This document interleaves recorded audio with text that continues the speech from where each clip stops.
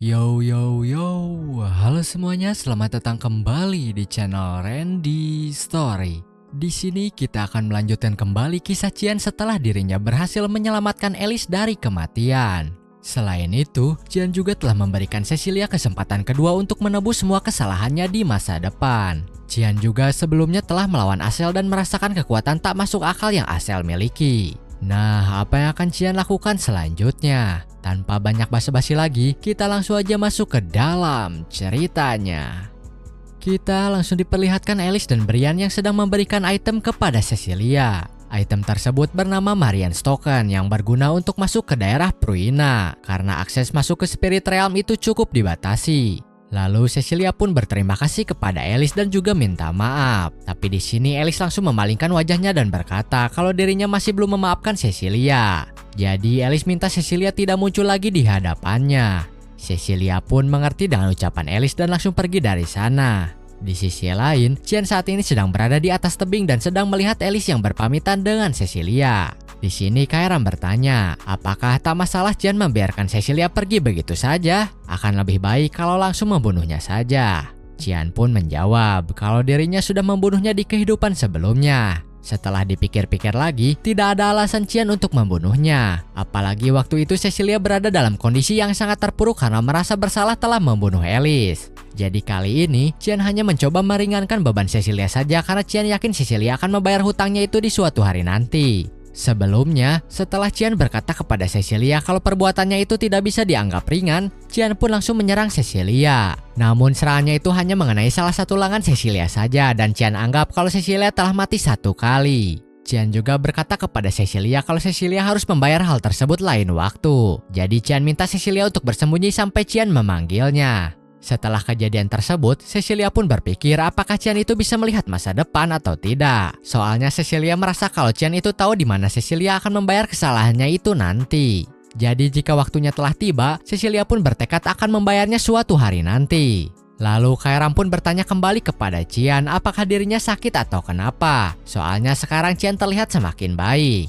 Kemudian Alice pun datang. Tujuannya itu adalah untuk berterima kasih kepada Kairam karena sudah menyelamatkannya. Alice juga tidak menyangka kalau sebuah demonic sword bisa memiliki kepribadian seperti Kairam. Selain itu, Alice juga jadi berpikir apakah dirinya bisa bekerja sama dengan Kairam. Soalnya bagi Alice Kairam itu terlihat seperti demonic sword yang baik. Lalu Alice pun berkata kalau Cian dan Kairam terlihat sangat dekat. Namun sebelum Alice melanjutkan kata-katanya, Kairam pun berkata kalau hubungan mereka berdua itu hanyalah master dan subjek saja. Tapi meski begitu, tubuh Cian itu adalah milik Kairam, jadi jangan coba-coba merebutnya. Mendengar hal tersebut, Alice pun jadi salah paham. Setelah itu, kita langsung dialihkan ke Akademi Luen. Di sini kepala sekolah menerima sebuah surat dari Alice yang berisi kalau Alice sudah tahu jawaban dari semua pertanyaannya. Oleh karena itu, Alice memutuskan untuk keluar dari Knight of Light. Bagi Alice, mereka semua sudah menyimpang dari jalan kebenaran karena orang yang mereka lindungi itu bukanlah orang yang tepat. Apalagi kehendak keluarga juga sudah rusak. Selain itu, ayahnya juga membiarkan semua itu terjadi begitu saja.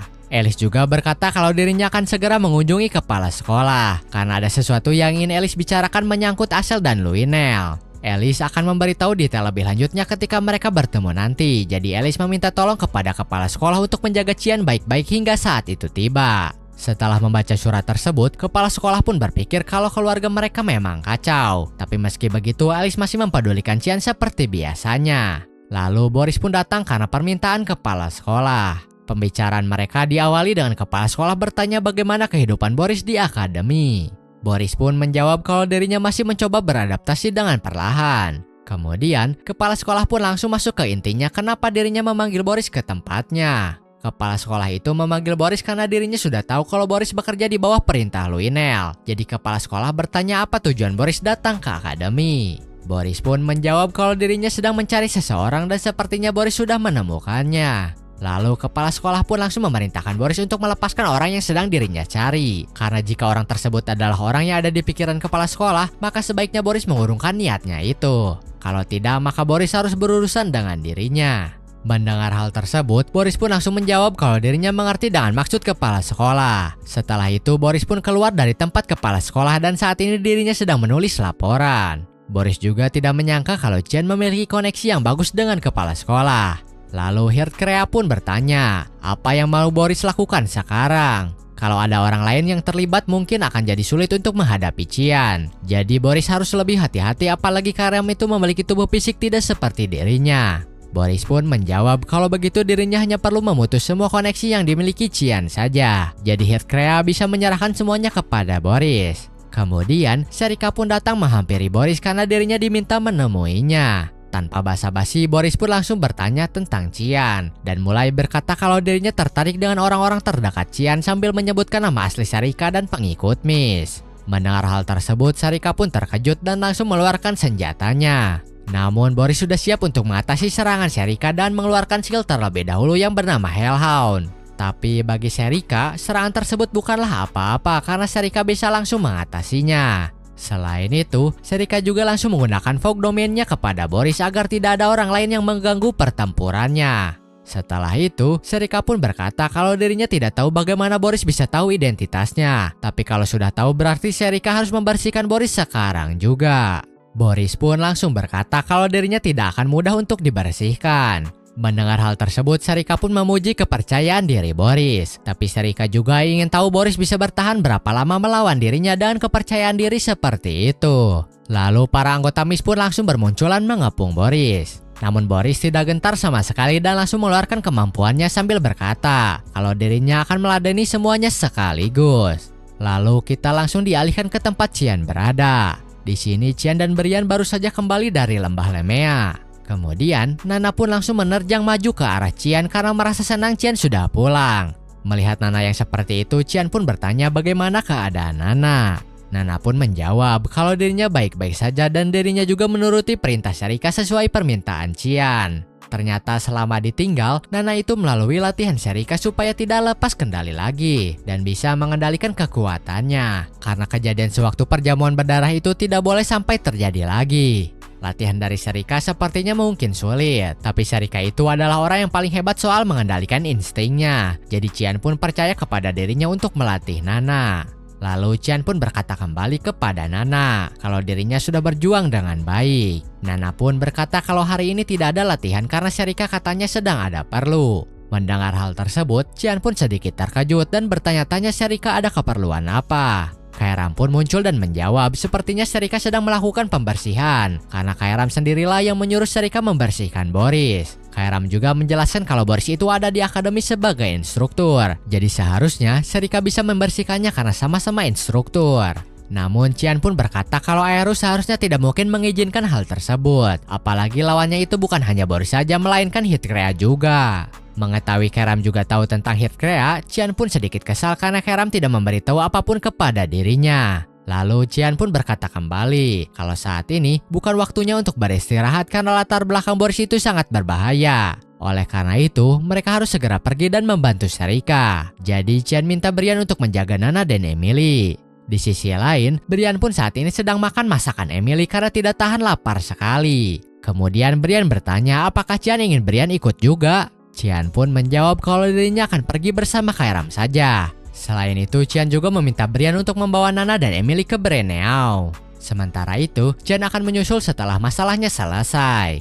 Lalu kita kembali lagi ke pertempuran antara Serika melawan Boris. Di sini semua anggota MIS yang membantu Serika pun sudah tumbang. Bahkan Serika juga sudah terluka cukup parah. Di pikiran Serika, semakin diperhatikan Boris itu ternyata lebih busuk dari kelihatannya. Selain itu, karena Boris juga mengeluarkan marionete yang seperti zombie itu, Serika pun jadi sadar dan merasa seperti Boris jugalah dalang di balik acara perjamuan berdarah. Karena aura yang keluar dari para zombie sama seperti waktu itu.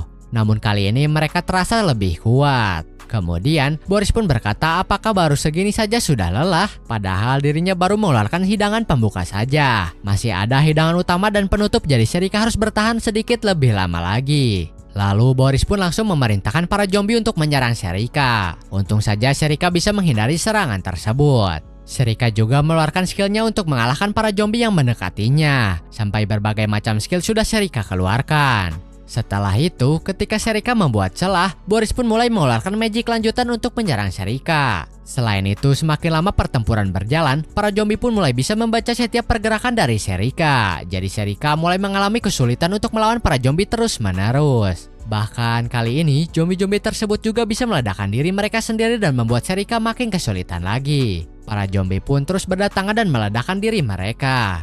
Lalu Boris pun mengeluarkan skillnya kembali dan berniat mengakhiri semuanya sekarang. Skill yang Boris gunakan kali ini tuh bernama Warhammer, yang dimana skill tersebut itu berupa palu besar yang langsung memukul Serika sampai tak berdaya. Setelah serangan tersebut, ternyata Serika masih bisa bertahan. Serika juga berkata kalau dirinya sudah mengerti dan yakin dengan para zombie yang Boris keluarkan, dimana para zombie tersebut itu bisa melacak mana lawan mereka. Selain itu, buku yang dipegang oleh Boris juga adalah sumber kekuatan para zombie, karena Serika bisa merasakan mana dalam jumlah yang besar dari buku tersebut.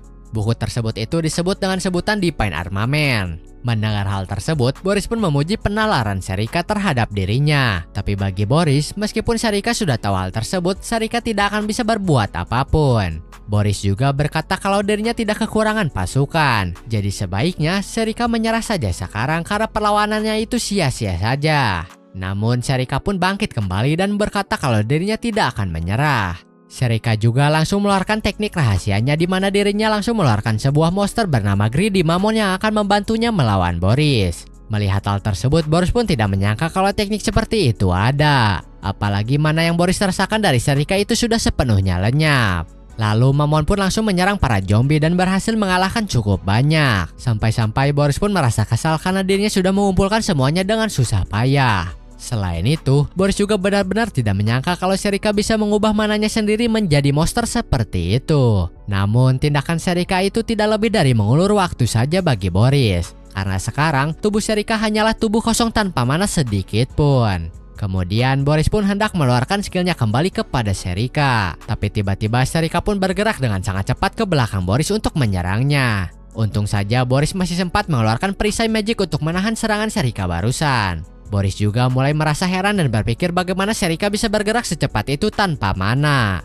Lalu Serika pun terus menyerang perisai Boris sampai perisai Boris pun retak. Tapi Serika tidak berhenti sampai di situ saja karena Serika terus menyerang Boris tanpa henti. Hingga akhirnya perisai Boris pun lenyap dan berhasil Serika serang. Dengan serangan tersebut Boris pun terpukul mundur tak bisa bergerak. Namun serangan Serika pun masih terus berlanjut di mana Serika langsung menerjang Boris untuk menyudutkannya. Selain itu, Serika juga menutup mulut Boris dengan tujuan supaya Boris tidak bisa merapal sebuah magic lagi. Tapi hal tersebut masih belum cukup untuk mengalahkan dan membuat Boris terdiam. Karena Boris masih memiliki sebuah magic yang tidak perlu rapalan dan langsung menggunakannya.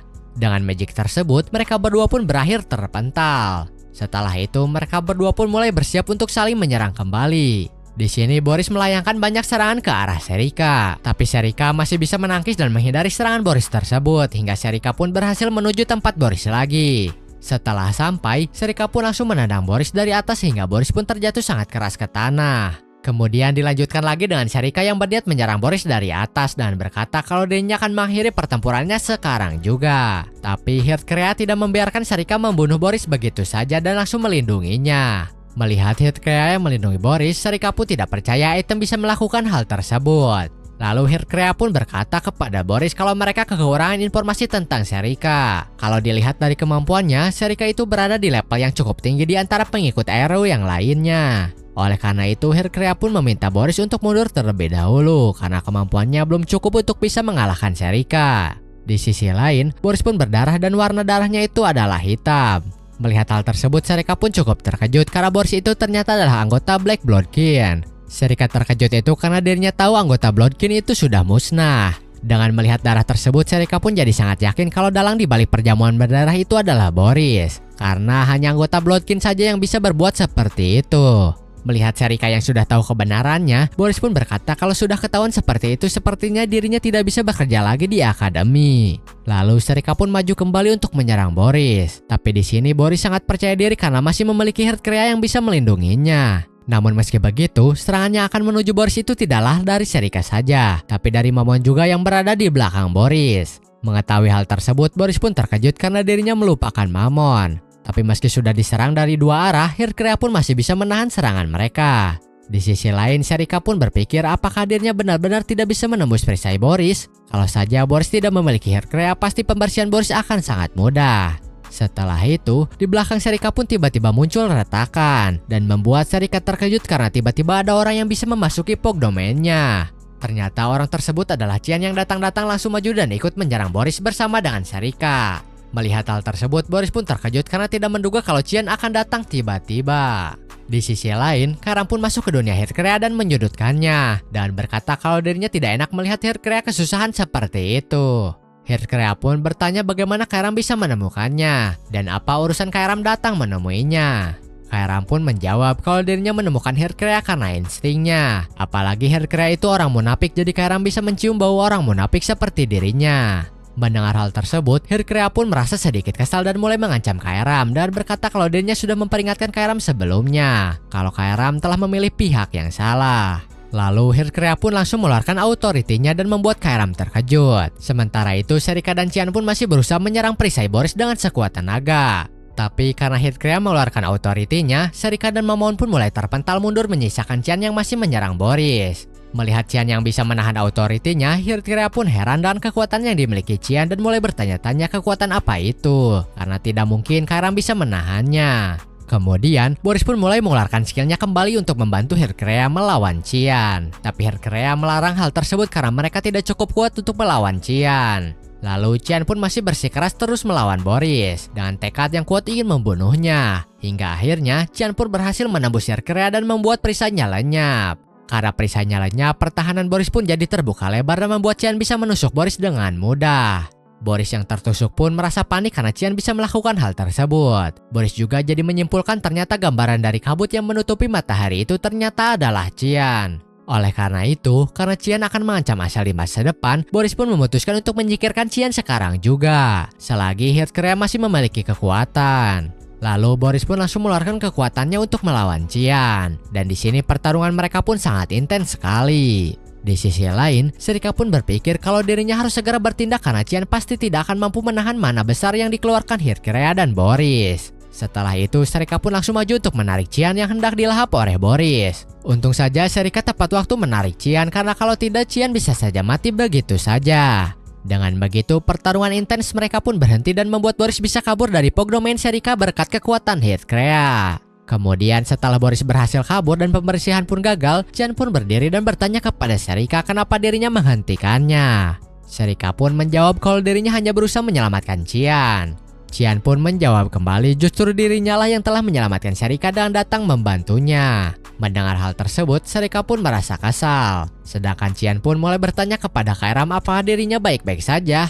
Kairam pun menjawab kalau dirinya mau tidur sebentar. Lalu Qian pun berpikir sepertinya Kairam merasa sangat kesakitan karena berbenturan dalam pertarungan barusan. Kalau sudah begitu, Qian pun memutuskan kalau di pertarungan berikutnya mau tidak mau Qian harus menggunakan item yang sebelumnya Kairam larang.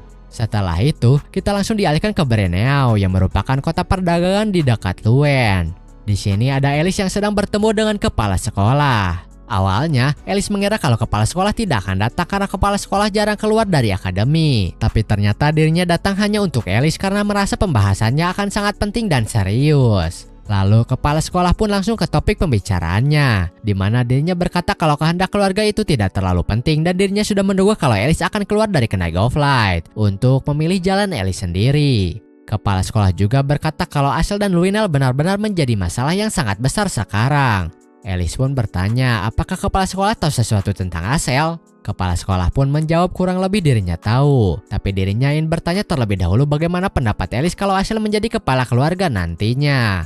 Alice pun berkata kalau ada banyak orang berbakat yang bergabung dengan Knight of Light, yang berarti Asel akan memimpin pasukan terkuat di Kekaisaran. Kemungkinan Luinel juga akan ikut memerintahkan Knight of Light bersama dengan Asel. Hal tersebutlah yang menjadi kekhawatiran Alice. Lalu Alice pun bertanya bagaimana menurut kepala sekolah. Kepala sekolah pun menjawab kalau Qian juga pernah bertanya seperti itu kepada dirinya seolah-olah Qian tahu masa depan akan seperti apa. Mendengar hal tersebut, Alice pun cukup terkejut. Kemudian kepala sekolah pun berkata kalau Alice harus pergi dari Kekaisaran untuk sementara waktu, karena tak lama lagi bencana besar akan menimpa Kekaisaran. Pada saat bencana itu muncul, kepala sekolah memutuskan kalau dirinya akan meluruskan apa yang bisa dirinya luruskan dan kemampuannya, tapi dirinya tidak bisa menjamin apapun. Alice pun bertanya bencana apa yang dimaksud kepala sekolah. Kepala sekolah pun menjawab kalau bencana tersebut adalah sebuah kudeta di kekaisaran, karena kepala sekolah sudah melihat tanda-tanda konflik internal tentang pengambil alihan tahta. Lalu kita langsung dialihkan ke kota perdagangan Breneau. Di sini ada Nana yang sedang menunjuk segala hal yang dirinya lihat karena merasa asing dengan itu semua. Selain Nana, Brian dan Emily juga ada di sana karena mereka telah diperintahkan oleh Chen sebelumnya untuk ke sana. Kemudian Brian pun memberitahu Nana untuk jangan sembarangan menunjuk orang, karena mereka tidak tahu orang seperti apa yang ada di sana. Brian juga berkata kalau prioritas mereka saat ini itu adalah pergi ke tempat persembunyian. Jadi tidak ada untungnya jika mereka menarik begitu banyak perhatian. Kemudian Emily pun berkata kalau Brian tidak perlu kaku seperti itu, karena dirinya yakin kalau orang-orang akan melihat mereka seperti keluarga biasa. Mendengar hal tersebut, muka Brian pun memerah dan merasa salting. Setelah itu Brian pun langsung kabur karena tidak kuat menahan rasa saltingnya. Lalu Emily pun langsung berlari mengejar Brian yang berjalan duluan. Sedangkan Nana malah melihat ke arah lain dan pergi begitu saja. Sehingga akhirnya mereka pun pergi ke arah yang berbeda dan terpisah. Di sisi lain, Alice saat ini sedang melamun di jendela rumahnya. Alice melamun itu karena dirinya saat ini sedang memikirkan tentang perkataan kepala sekolah sebelumnya. Alice tidak tahu asal dan Nurinel itu sekarang sedang merencanakan hal tersebut. Selain itu, Alice juga merasa heran kenapa kepala sekolah dan Cian bisa tahu hal tersebut. Setelah itu, Brian dan Emily pun akhirnya sampai di tempat persembunyiannya, yang ternyata tempat tersebut adalah tempat tinggal Alice saat ini. Melihat mereka berdua datang, Alice pun cukup terkejut dan langsung bertanya apakah Emily selama ini tinggal bersama Cian di akademi. Emily pun menjawab kalau hal tersebut itu benar karena Cian masih membutuhkannya. Mendengar hal tersebut, Alice pun jadi sedikit overthinking karena Cian selama ini itu tinggal bersama dua wanita. Lalu Brian pun memberitahu Alice kalau Cian saat ini sedang ada keperluan mendesak, jadi Cian memerintahkan mereka bertiga datang ke sana. Mendengar kata bertiga, Alice pun sedikit terkejut karena dirinya tidak melihat orang lain selain Brian dan Emily. Mendengar Alice berkata begitu, Brian dan Emily pun sangat terkejut, bahkan Brian sendiri semakin panik karena hilangnya Nana adalah kesalahan dirinya yang tidak memperhatikannya. Kemudian, Alice yang melihat Brian dan Emily panik pun langsung berkata kalau mereka harus segera mencari Nana, karena Alice tidak bisa membiarkan orang penting bagi Cian hilang begitu saja.